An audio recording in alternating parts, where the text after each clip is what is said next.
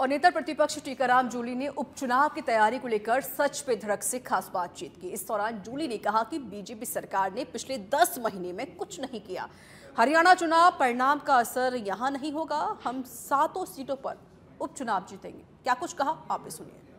राजस्थान में विधानसभा उपचुनाव की तारीखों का इंतजार हो रहा था और कल चुनाव आयोग ने तारीखों की घोषणा कर दी। उसके बाद से लगातार जो राजनीतिक सरगर्मियां हैं, चुनावी माहौल है, वो राजस्थान में अच्छा खासा देखा जा रहा है। तमाम जो पार्टियां, खासकर जो मुख्य पार्टी बीजेपी और कांग्रेस तैयारियों में जुट गई हैं। पहले भी थी, अब तैयारियों को और तेज कर दी हैं। लगातार आरोप प्रत्यारोप का दौर है, वो चलने लगा है। अभी हम जो नेता प्रतिपक्ष टीकाराम जूली जी हमारे साथ मौजूद हैं, इनसे बात करेंगे।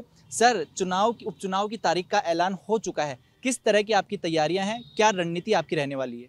देखिए, हमारी तैयारी पूरी है और रणनीति तो यही है कि जो हमारे जो पिछले सरकार के काम थे उनको हम जनता के बीच में लेके जाएं। मैं ये ज़रूर कहना चाहूँगा कि भारतीय जनता पार्टी के शासन को 10 महीने हो गए हैं। मुझे अच्छा लगेगा कि ये सरकार 10 महीने के कार्यकाल के नाम पे वोट मांगने जाए तो इनको इनकी ज़मीनी हकीकत पता चल जाए।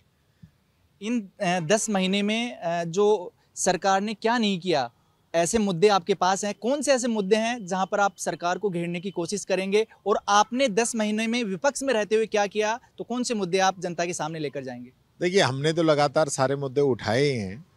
ये नहीं किया, ये बात छोड़ दीजिए, वो तो लंबी लाइन है।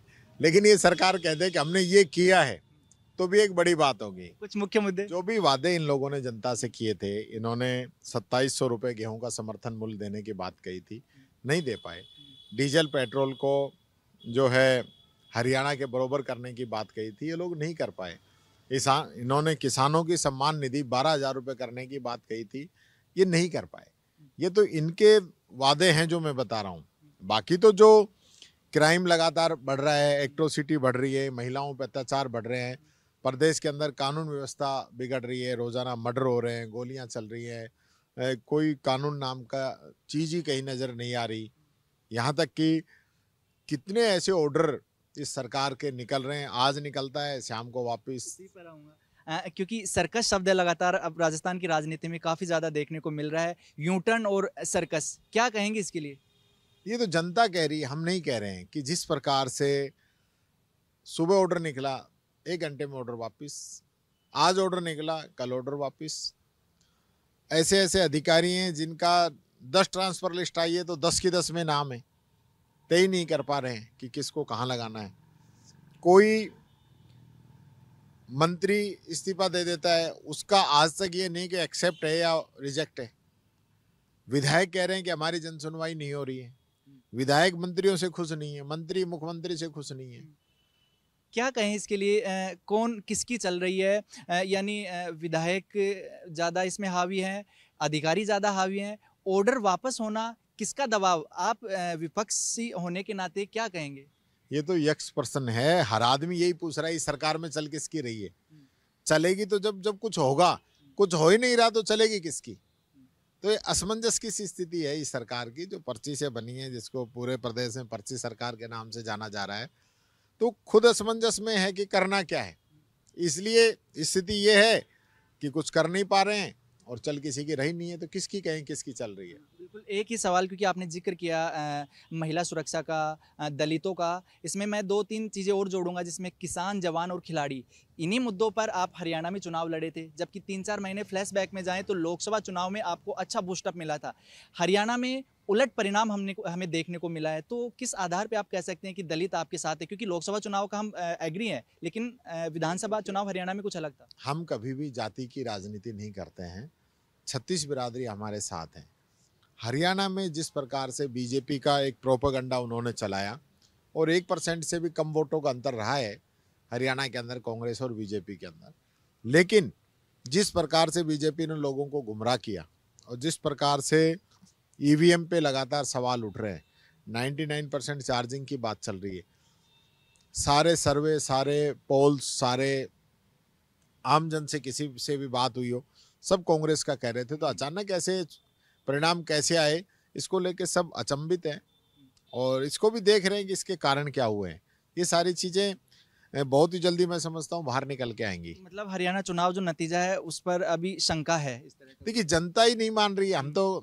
हमें कोई जो एग्जिट पोल था या कोई सभी माहौल था, सर्वे था, वो कोई हमारा नहीं था।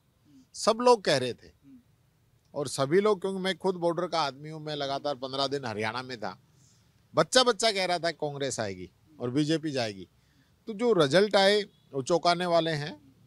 उसमें ये भी बात निकल के आई, बहुत सी जगह जो ईवीएम है वो 99% चार्ज थी, तो सुबह से लेकर शाम तक ईवीएम चल रही है, 2 दिन रखी भी रही है और उसके बाद वो 99% है। और जो ईवीएम 99% है वहाँ कांग्रेस कहीं भी जीती नहीं। तो ये कारण हो सकता है। हमने अपनी शिकायत लगाई है, देखते क्या रहता है। गठबंधन अभी सबसे ज़्यादा चर्चाओं में, क्या लग रहा है विधानसभा उपचुनाव में कांग्रेस किस तैयारी में और किस मोड में है? क्या गठबंधन के मोड में है? क्योंकि इंडिया अलायंस जो लोकसभा में था, दोनों राजकुमार राउत को समर्थन दिया था और हनुमान बेनीवाल तीखे तेवर जो यहाँ पर दिखा रहे हैं। देखिए, अभी सब गठबंधन के साथी हैं हमारे, ऐसी कोई बात नहीं है। गठबंधन करना है नहीं करना है, ये अलायंस के साथ, ये हमारी कमेटी बनी हुई है एआईसीसी की, उसको तय करना है। तो वहाँ से जो भी निर्णय होगा सब लोगों को मंजूर है।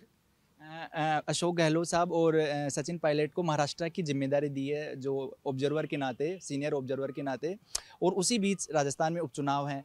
इसके पीछे क्योंकि ये बातें भी निकल रही हैं कि यहाँ किसी तरह का जो उनकी अदावत सामने नहीं आए, कांग्रेस पार्टी कोई अदावत नहीं है, लोग मिलके काम कर रहे हैं। अभी साथ महाराष्ट्र में काम कर रहे हैं, इससे पहले हरियाणा में सब लोगों ने साथ काम किया है और यहाँ भी सब लोग साथ मिलके काम कर रहे हैं। ये सिर्फ एक इस प्रकार का वातावरण बीजेपी तैयार करती है। दोनों ही हमारे सीनियर लीडर हैं और ऐसी कोई बात है नहीं। आखिरी सवाल, कब तक टिकट बंटवारा उपचुनाव को लेकर हो जाएगा? और दूसरा, इसी में जिस तरह से माहौल के बाद हरियाणा में जीत की जलेबी बीजेपी ने खाए, उपचुनाव की जीत की जलेबी कौन खाएगा 7 सीटों पर? कांग्रेस जो है 7 ही सीटों पे जीतेगी और बहुत ही जल्दी टिकटों की घोषणा हम लोग करेंगे। वीडियो जर्नलिस्ट विजय गिरी के साथ सुनील यादव, सच बेधड़क जब।